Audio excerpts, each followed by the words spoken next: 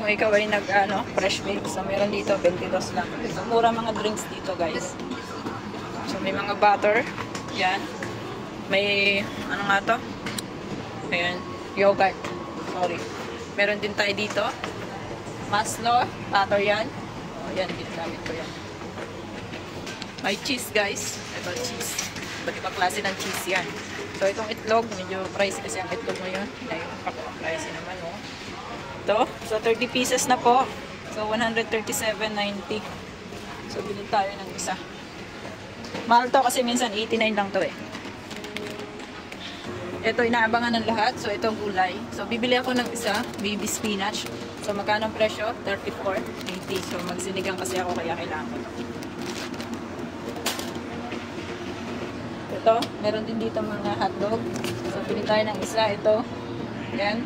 Ang halaga niya is 34. So guys, sa mahilig sa alak, mura lang talaga alak dito. Oh. Vodka na to ha, 159 lang. Mayroon 109. So matapang din yung mga vodka nila dito ha. Yan. May mga pricey din naman. Then, so ang class niyang tingnan. So pwede nyo itong dalhin sa Pilipinas. So 390. Okay, so are you familiar with martini? Merong martini dito. 359. Mura guys ang mga alak dito. I promise you, mura mga alak. Sa mga mahihilig sa alak, this is your turn to shine. Mumura ng mga alak dito. Ito, wine yan eh. Bili ako ng pampulutan. Hindi. Pang araw-araw kong kain yan. So magkano yan? 25. Malaki na po yan.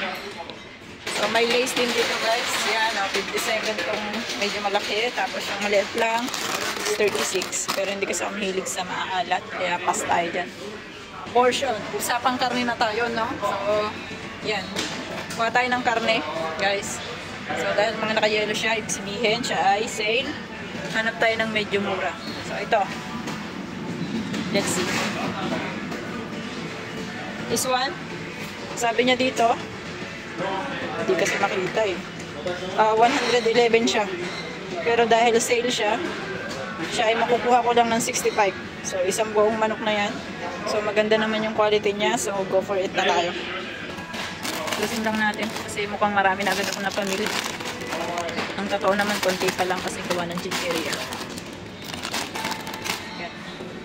So, may portion na ganito guys. Yung mahilig sa marinated na. So, may ganito tayo. No, yung marinated. Tapos ito naman, yung mga imported nila ng mga karne. So, masarap din to lalo na pag pang-ihaw. So, magkano? 127 lang. Isang ganito na. So, kung medyo laman to eh, kaya hindi ko siya masyadong bet ngayon. So, ito guys. Tumingin ako ng isda kung magkano. Napaka-pricey niya. So, 279 ang isa nito. Dalawang piraso, 279 na agad. So, itong maliit na to, 102. Medyo pricey kasi dito kapag sinabi isda. Lalo na pag hindi siya nakasale. So, ito, 279. So, yan. Dahil mahilig talaga ako sa isda, bumili ako ng isa. Treat for myself. So, may mga ganito rin, salmon. So, magkano? Nakasale siya, 279. So, ito, magkano to? 104. So, yung ganito na lang ang biling ko. Ano, 104 lang eh.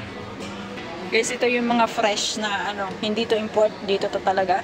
So, bili tayo. Hanap tayo dito na pwede nating bilhin. So, bili ako ng ribs, no? Ito siya. Bibili tayo nito. Ribs. So, mahilig sa pata. So, 99.90 lang. Yung 1 kilo. 1 kilo ha. Pero dahil hindi na yan nahahati. So, excess yan 1 kilo.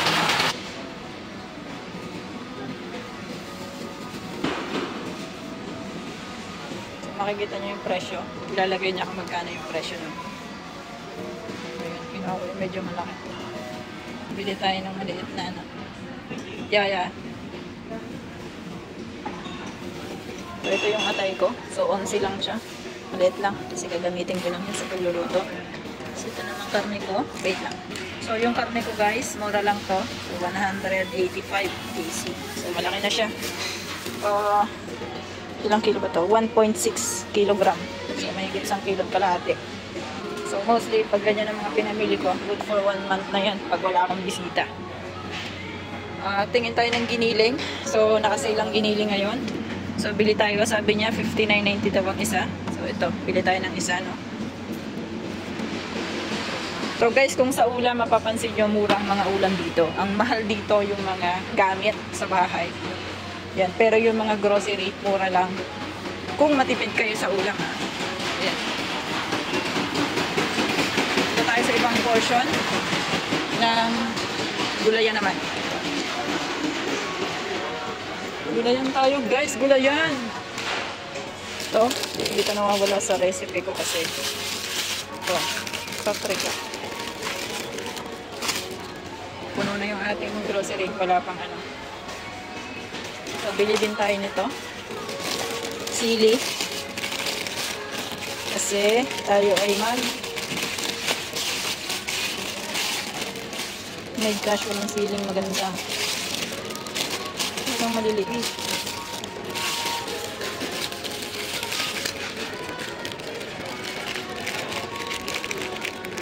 So, magkano to? 24. 24.90.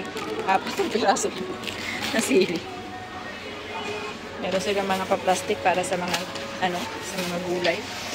Gumawa tayo. Pa-plastic yan para sa mga gulay. So, bili tayo ng talong. Pero may plano ako magsinigang. Talong. Ayan, laki ng talong ito. Isa lang bilhin ko. Tapos magkakaroon tayo plastic. Para sa isang luya. Guys, bili tayo ng carrots. So, bili lang tayo. 3 piraso. Magkano kaya ito napapamili? Mamamahal na ako. Dami ko sa pinamili. Bili tayo ng carrots. So, ayan. Tayo mga maganda carrots. Nalilat kasi ng carrots nila.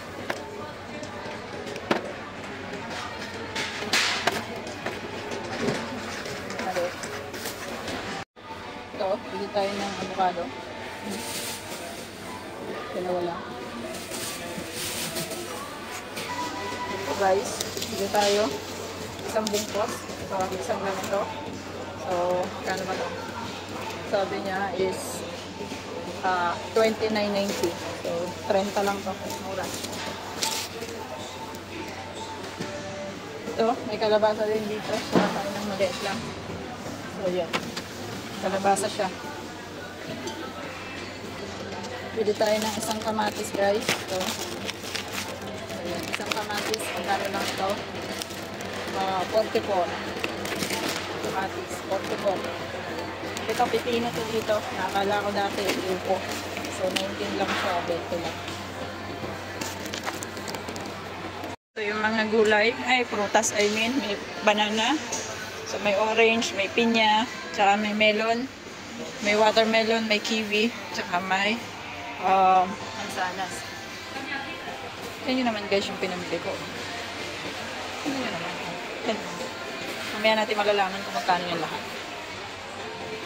Yan, the rest yan guys. Ito yung napamili ko. Ang presyo niya lahat na nakikita nyo, lahat ng binaybay ko na yan is 1,600 crowns po.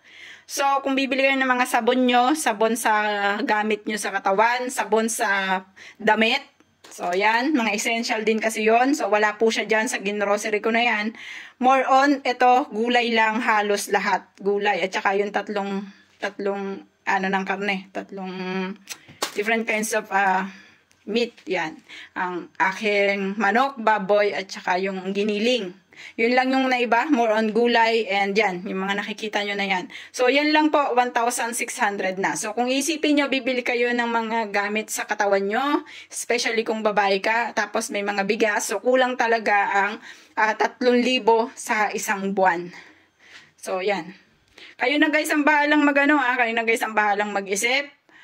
Pero sa akin kasi nagkakasya po ang 3,000 dahil hindi ako bumibili ng bigas. Although bumibili ako, pero ang binibili ko yung 18 kilos, nakakabot siya sa akin ng 4 months. Yan guys, thank you so much sa inyong panonood and yan lang ang vlog natin for today.